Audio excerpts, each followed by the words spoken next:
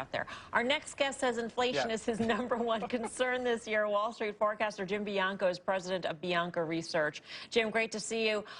So it's going to be a problem, but in the back half of the year. So what does the Fed do, if anything? Let it go?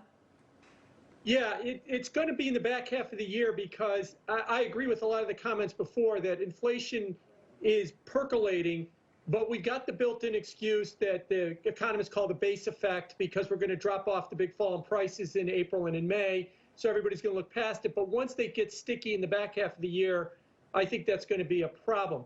What's the Fed do? The Fed is going to do what they did the last 2 cycles. They're going to give a bunch of wonky speeches that says, we're going to let it run hotter, hotter, hotter, just like Guy said. And then the market's going to throw a fit, and then they're going to be forced to respond. That's what happened in 2018 when they tried to taper too much. Remember, it was automatic pilot, watching paint dry. Market threw a fit. Powell jettisoned that within 10 days. A year ago, they said, we're going to stay at 1.5 forever. The market tanked on pandemic talk. And within 10 days, it cut 50 basis points. That's what will happen this time. Rates will keep going up, up, up, and then we'll get to a point where the market throws a fit because they're so worried about inflation, and the Fed will be forced to respond no matter what they say. This is how it seems to be working lately. Okay, so that means that you believe that inflation will, in fact, go hotter than expected because the Fed will be painted into a corner, into not acting. Am I understanding that right? Yeah, you're absolutely. The Fed is not going to act. Yeah. We're going to look past it right now and say it's all good, it's reflation, and it's going to keep going and going. And then in the second half of the year, I think it'll probably be a problem. So it's not an immediate problem for the markets. I don't think that rising rates, this week, next week, into the summer is going to necessarily be a problem for the market. They'll find a way to look past it. But as we continue on, and that base effect that everybody's looking for doesn't go away, and that's what I think happens, then I think it becomes a problem after that. Hey, Jim, so what about the credit side of this story? Because junk bonds and junk issuance and the concerns we had about essentially a triple B minus tranche 2 years ago taking the world into a credit crisis is now only more of a bubble. I mean, is this part of the same sequence of events that just doesn't really have to be an issue until we get into the fourth quarter? Or is this something that actually could be a risk and there could be some type of a trigger before then?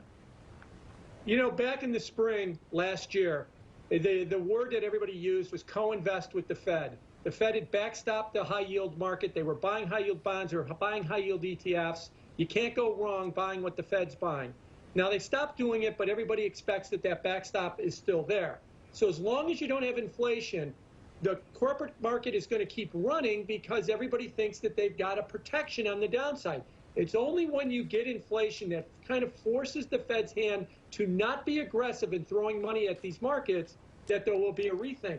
So yeah, high yield is under 4% right now.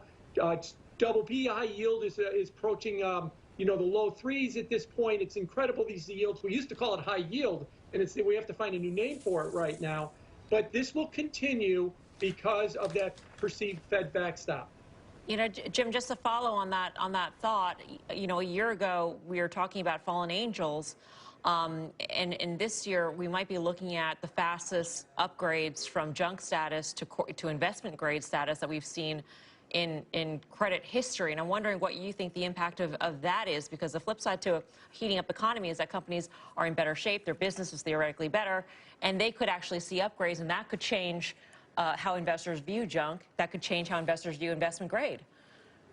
Yeah, you're right that we are seeing that because these companies have been given a lifeline, that they're being able to issue debt, and they've been able to get enough cash to kind of get over the other side of the pandemic. But don't forget, on the other side, we've got a lot of zombie companies that are still alive that shouldn't be alive right now, that are kind of hanging on as well, too. So we've got a lot of companies that are in the pipeline that when we get a turn in the credit cycle, there can be problems with these zombie companies and these other companies that have issued money. I'm thinking like the theme parks that have issued money and are basically burning cash waiting for them to open the theme parks.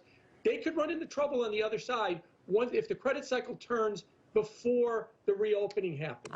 Okay. Jim, great to see you. Thanks for your thoughts. Thank you. Jim Bianco, Bianco Research. Well, the illustrious